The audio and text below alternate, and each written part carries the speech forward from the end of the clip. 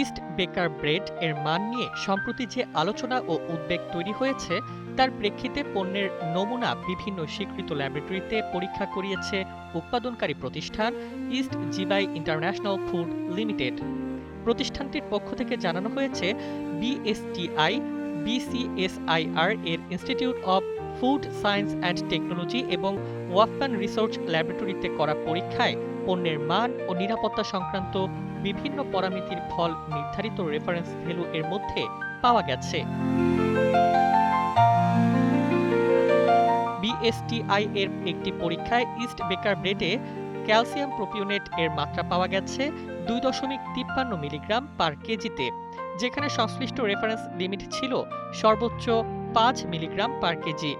এছাড়া বিএসটিআই ও ওয়াফেন research laboratory এর পরীক্ষায় পটাশিয়াম ব্রোমেট শনাক্ত হয়নি।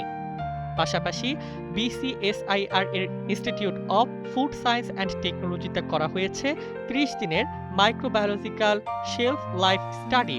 প্রথম দিন থেকে 30 দিন পর্যন্ত বিভিন্ন পর্যায়ে পরীক্ষার ফলাফল অ্যাকসেপ্টেবল পাওয়া যায় এবং পরীক্ষিত সময় জুড়ে স্যালমোনেল্লা এসপিপি অনুপস্থিত ছিল বলে রিপোর্টে উল্লেখ করা হয়েছে। প্রতিষ্ঠানটি বলছে ভোক্তার আস্থা ও নিরাপত্তাকে সর্বোচ্চ গুরুত্ব দিয়েই এসব পরীক্ষা করা হয়েছে এবং বৈজ্ঞানিক পরীক্ষার ফলাফল জনসাধারণের সামনে তুলে ধরা হচ্ছে। তাদের দাবি, ভবিষ্যতেও খাদ্য নিরাপত্তা, মান নিয়ন্ত্রণ ও উৎপাদন প্রক্রিয়ার গুণগত মান আরও শক্তিশালী করার কার্যক্রম অব্যাহত থাকবে।